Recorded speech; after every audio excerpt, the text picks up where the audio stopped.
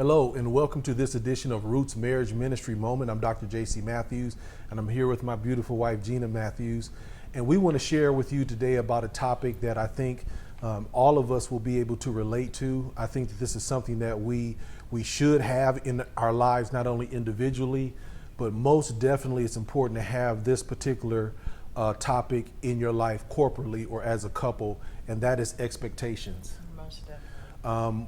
What we find is that a lot of people, after talking to people, if there's some sort of issue in the marriage, either early or later, oftentimes we'll find that the common issue is that each party doesn't know what to expect from the other person. Exactly. Even not only on an individual level, but on a corporate level. Right. You know, there should be an expectation for the marriage itself. And so what we want to do is just spend some time trying to clarify some issues, get the thought process going, and if it's something that you haven't done already, it's never too late, and we'll talk about that as well. But what I want to do is I want to first of all challenge you before we even get started in the lesson to think whether or not you have a proper expectation of your spouse individually, and what are the expectations that you have for the marriage, because that's something that when we started off, when we were dating, actually my wife made it clear that I had communicated something to her that established an expectation, and I didn't realize that it was that important to her until it was brought up again. Do you remember when we were dating and you asked me what was I going to do with my life? We were thinking about at that time, I knew that she was my wife. I knew that I wanted to marry her. I think she was getting the same feeling. So she wanted to know what you were going to do. Yeah, what's your expectations in life? And at that time, I was trying to impress her. I wanted to reach real high. I said, I'm going to become an attorney. Mm-hmm. Now, keep in mind, I was a basketball player. I was a college basketball player, and my heart was in playing professionally. Mm-hmm. But I knew that if I told her that right off the bat, that there's a lot of things. She worked in the athletic department. She had seen a lot of athletes go through there. Some of them go pro, and she had seen the inner workings of not only collegiate sports, but even at a certain level of professional. And so I was thinking in my mind, if I tell her that I want to go pro and play basketball, then she may not agree with that and think, that's temporary, or maybe you're not good enough, or so. The first thing that came off the top of my mind was I want to be an attorney. Well, several months passed by. It started to get towards graduation, and she reminded me. She said, "Have you taken the LSAT yet? Have you taken the entrance exam?" Mm-hmm. I didn't even know there was an LSAT. I was like, "Oh snap! I'm going to have to look into this." So I looked into it, and sure enough, there was one that was right at the end of the year. I took it, passed, and then got admitted into law school. But it was that expectation that I had. And you had established it by speaking it. I had established it, and so she started to frame her perspective of her future with me based on that commitment that was made. And so, as you can see today, that commitment long term has really assisted not only in my professional life, in corporate America, but in ministry as well. And so having that expectation, we're going to talk about that aspect of it, of having accountability for expectations. But I want to ask you, do you have a personal or individual expectation for yourself? And if you are involved in a relationship already or married, does your spouse understand, or does your partner, soon to be spouse, understand what those expectations are as well? So what I want to do is I want to ask some questions, and then I'm going to ask co-pastor to read a couple scriptures that I think are insightful to this particular issue. Expectations include both vision, purpose, and a plan for the individual and the home. So if you're not married yet, you should have some expectations of yourself. Right. In our counseling, we've actually counseled people who don't know or don't have an expectation for themselves, and so it's kind of hard to help them when they don't necessarily have any expectation of better for themselves or even what direction they want to go in. Exactly. There has to be a vision Yeah. for you to go in any direction, and without that, you're looking for a disaster to take place.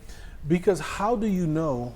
I mean, one of the things that I've seen in people's lives, years pass by and nothing changed.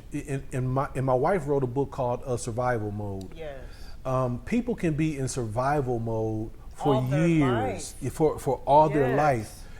And they get stuck because either they have no expectation of better or they have lost hope in expectation of better. So how do they know that they're in a bad condition? Maybe they came out of a home where survival mode was the culture, where it was paycheck to paycheck, just barely getting by. They become adults and they repeat that cycle, and there's no expectation that causes them to have a hope or a point of achievement or success that they're looking at. So you can get stuck in survival mode, and if there's no expectation there to remind you, to hold you accountable, 10, 20 years can go by and nothing happens. Or you could be in a situation where maybe you did have expectations and then something terrible happens. Right. And all of a sudden you drop those expectations in order to deal with the immediate need. Right. And you can become stuck in survival mode dealing with immediate needs and take your eyes off of your expectation or your goals. And again, years pass by. Yeah. One of the things I think is really necessary is to have those expectations, because when you have something to point you in a direction that you need to go, it gives you something to live for, something to get up in the morning for. When you don't have anything but you're just living day to day and there's no point to the day, there's no things to point out whether or not you're going in the direction that you need to be going, then life can be very difficult. And then add on top of that difficulties that come along with just living. Yeah, I think that's the definition of toil. Yes. Where you are working and you're exerting energy and resources, the most valuable of which is time, and you look back at the end of the week and there's no growth, there's no increase, Right. there's no fruit, and you have to expect fruit. You have to Yes. expect increase. You have to expect growth out of everything that you're going through. As a matter of fact, that reminds me of when we were going through our dry season.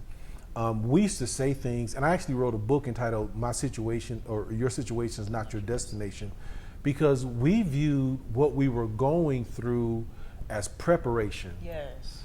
That this wasn't our destination. This wasn't the final outcome. This wasn't the final say of our life, but we had an expectation of Yes. what had been spoken over us, what we had agreed on as the vision we have for our lives. So we were in agreement, although we're here, this wilderness is not our home. And the expectation was, and my wife was very gracious, but persistent in, what are we doing? Exactly. Where are we going? I mean, it wasn't a badgering type of thing, like you needed to. It was just questions, which let me know that she remembered the promises and was saying, hey, I'm in it to help in whatever way I need to, but we still need to be moving forward towards those expectations.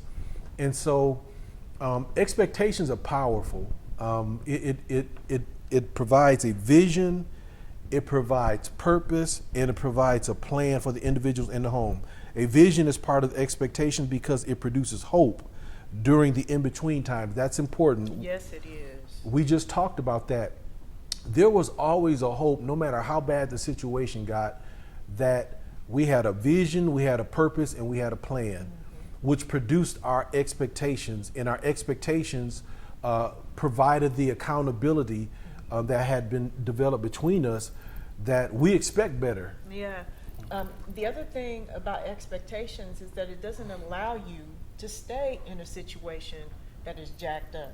That's It doesn't, right. I mean, you continually will do what's necessary to move forward and move out of whatever it is that you're dealing with. Whatever life throws at you, there's a way. God can give you wisdom in a way out of it. And expectations are, there's something that have to be a decision. Yes. You have to decide that I'm worth Yes. what I'm believing for, Yeah. or that I'm valuable enough, because expectations won't allow you to be treated any old way. Right. If you're in a relationship and a person say you're not married, and say a person is not treating you the way that you believe that you need to be treated. Maybe the person is selfish. Maybe the person doesn't open the door for you. Maybe the person doesn't consider you first. And you have an expectation of that. You have to be conscious enough and secure enough to know that maybe this individual Is not the doesn't one. deserve me. Yeah. You know, You have to be adamant about that. That's one of the things I think that a lot of people, I'm just going to say people, I would say women, but I'm going to say people because I've seen men do the same thing. Lower your expectations so you can stay in some relationship that may not be the relationship you need to be in. And again, I go back to this. That's why I say this is such a powerful thing, because it has literally shaped and directed my life, and my wife's life as well. But and the reason why I say it that way is because when we first met, and I have to be transparent, so y'all don't think any worse of Pastor or JC, because I'm sharing this with you, but it's true. The first time I met my wife, the second time, because I met you as you were walking along, and I stopped and introduced myself, and she paid me no mind. The second time I saw her at a party. Well, at that party, I had just crossed. They call it cross. I had just became a member of a fraternity, the great Alpha Phi Alpha fraternity for all the brothers out there. But I had just crossed, and I happened to be drunk at this party. Now, this is before I was in ministry. I was in college. But I saw Gena there, and I went up to her, and I started dancing with her, and she said this to me while we were dancing: "I don't like guys that drink." Out of the blue. Now, mind you, I'm drunk. So what that did was it established an expectation that I wasn't going to be a drinker if I was going to be with her. And that expectation formed a protection really for guys who either weren't willing to make that type of commitment for her and didn't deserve her, or it also established within my mindset that if I'm going to be with her, I can't be that person. So it allowed me to. You made a decision. And then she placed another expectation on me. She told me that if I wanted to date her, I had to go to church with her. So she mentioned that in passing, and I'm sitting around Saturday night. I'm sitting around with my friends. I get a call. It's Gena. She says, "When you gonna be by tomorrow to pick me up so we can go to church?" Now, mind me, I would have to catch the bus, so because I didn't have a car at the time, and I was like, "Man, she remembered that I said I was gonna go to church with her." So again, because I knew in my heart that this was my wife, I said, "I'll be there at X, Y, and Z time." And sure enough, that was the church. We joined that church together, and that was the church I went into ministry in. Got married in. And so what I'm trying to say is that don't be afraid to require expectations not only of yourself but other people Yes. that you are going to allow into your intimate space and become part of your life. Because if you don't have any expectations, you are opening your life up for anything to happen. That's right. And so keep that in mind. And here we are 31 years later, married, been together for even longer than that, and still in love and working together and just blessed. And I believe it's because of early expectations. So a vision is part of expectation because it produces hope during the in-between times. We talked about that. Provides insight on how one spouse can support them in realizing their goals and purposes and vice versa. Now, it is necessary to articulate, just like we just gave you an example, and establish for the marriage or before you begin to build your house, your expectations. I want Gena to read a couple of scriptures that kind of lays that out for us. Proverbs chapter 27, verse 27.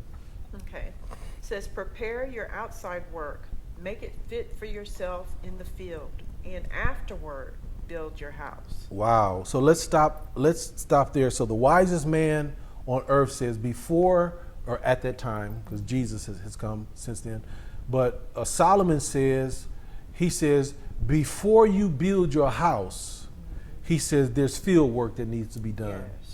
Yes. There's things that need to be established before you form or start building something that you want to live in. Exactly. And I characterize those as your expectations, because what he's talking about is the field. Yes. So you kind of have to know, do we want a garden? Right. How much land do we have available? What do we want to do with the land? Where's the house going to be? How much space do we plan on the house? You don't build the house first and then Right. start trying to figure those things out. Right. So what the man of God is saying here is establish your expectations first, then afterwards build the house. And what's the next scripture, baby? Habakkuk 2:2-3. It says, write the vision and make it plain on tablets, that he may run who reads it. For the vision is yet for an appointed time, but at the end it will speak and it will not lie. Though it tarries, wait for it, because it will surely come and it will not tarry. So the writer of Habakkuk is saying that the vision needs to be made plain. Yes. And the best case scenario is to have it written down. That's right. And this is something that can not only establish the vision, but writing it down can allow you to plan out the process of that coming to pass.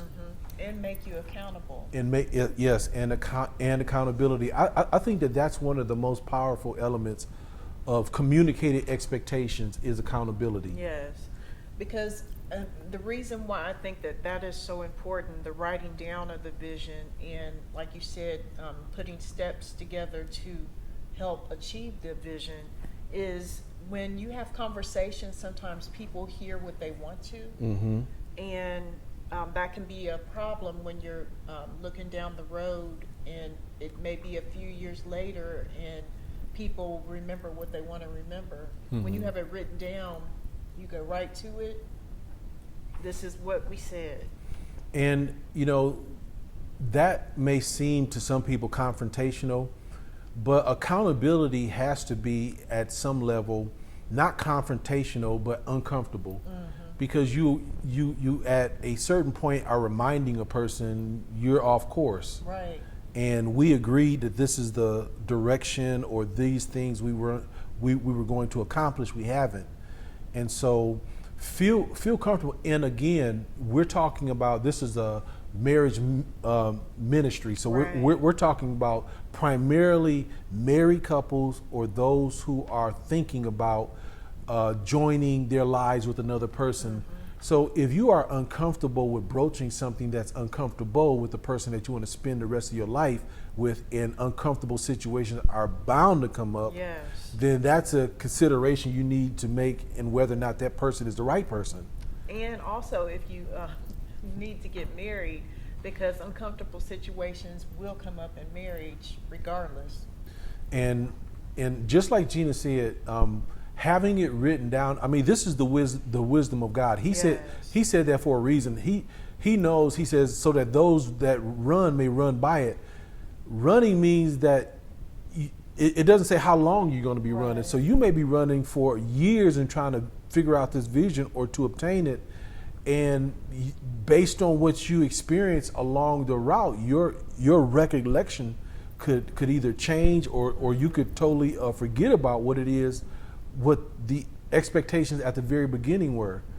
And so I think that's wisdom. That's wisdom from God, that if you guys are starting out, or if you're in a place where you've already been married and there's been no expectations established, get together and write them down. Yes. Make sure that they are clearly communicated with the other party. And this should be something that both of you agree on. Yes.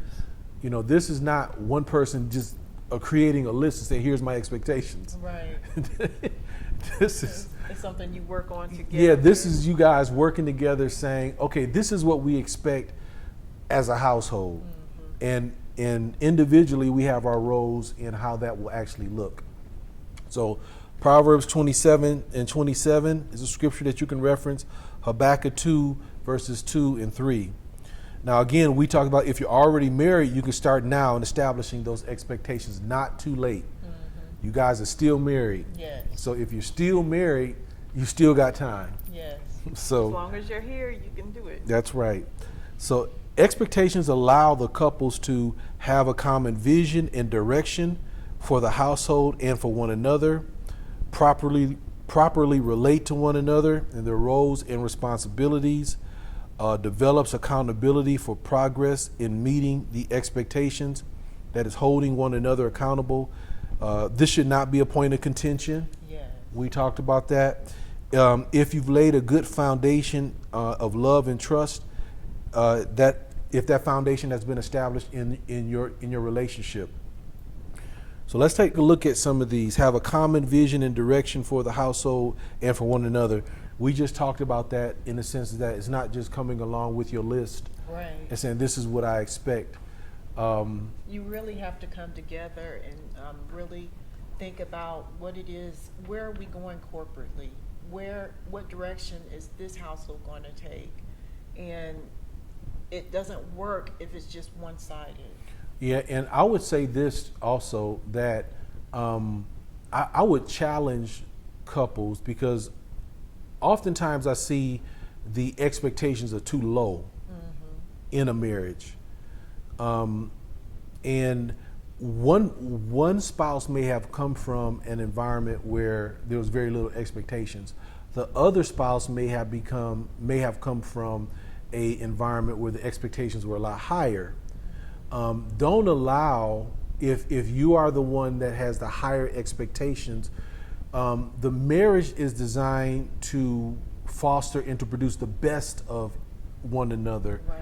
So there's a temptation, so that you don't offend the other person, to lower your standard, to lower your expectations.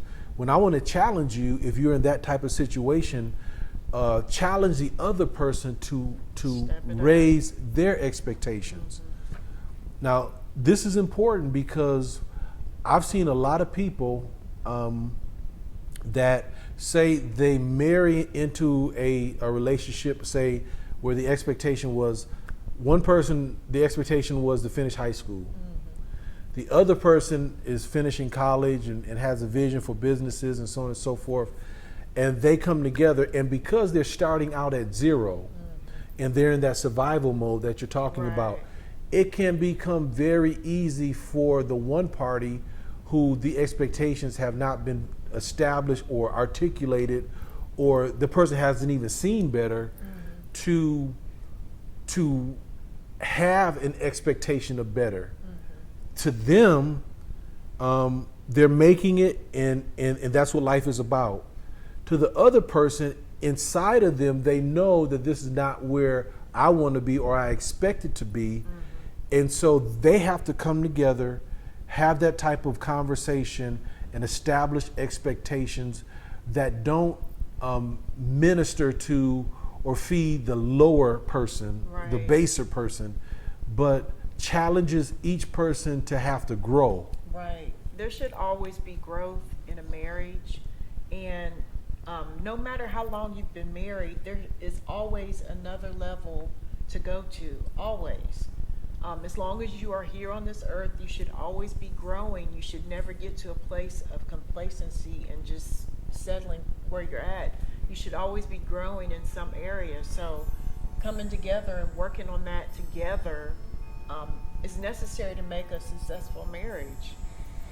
And so when you're talking about, again, we're talking about expectations, we're talking about a plan, we're talking about vision, and we're talking about purpose, not only individually, but corporately. There was something that I was going to say that slipped my mind. We'll come back to it when it comes back to me.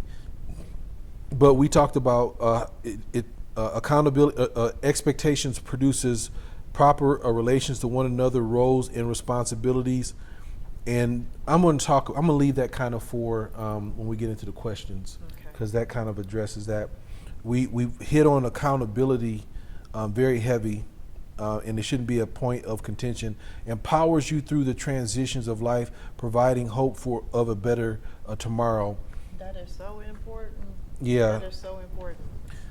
I can tell you that if it wasn't for an expectation, David says it this way. He says, I'm looking for the goodness of the Lord in the land of the living. Yes. So I can't recall the entire scripture, but he basically is saying that my expectation is, although I've been through all of this, Yes. I'm going to see some goodness while I'm still here. Yes.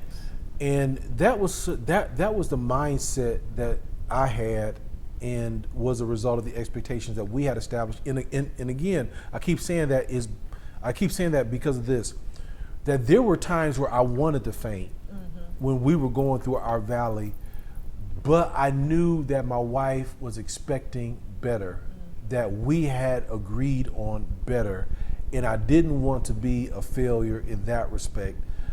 So that expectation allowed me to put our current situation in proper perspective, so that I didn't lose the necessary drive to come out of the situation. Right.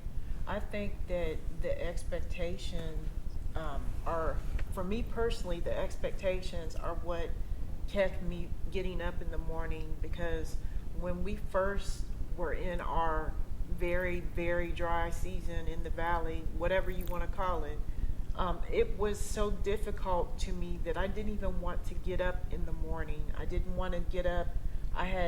Our children were young.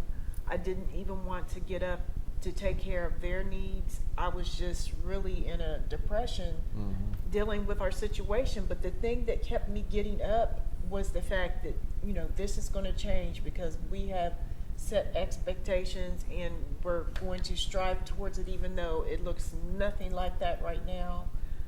So having those expectations really did help me to continue to want to do something in the furtherance of those expectations, even when everything was contradictory to what we were expecting. Yeah, and I'm glad Gena brought that up from her perspective, because I was just about to ask you, what role did expectations play in your getting through that dry season? Because I've talked about how it helped me, but from my spouse's perspective, I was just about to ask you. That's what happens when you've been together for going on 40 years. But I'm glad you brought that up, because I couldn't understand. I knew what expectations were doing for me, and I knew that because I wanted to please you and be good on my word concerning things that we agreed upon, that kept me going. But I was thinking about, from your perspective, being the person that has to believe in another person to do that, how that looked. And so I appreciate you sharing that.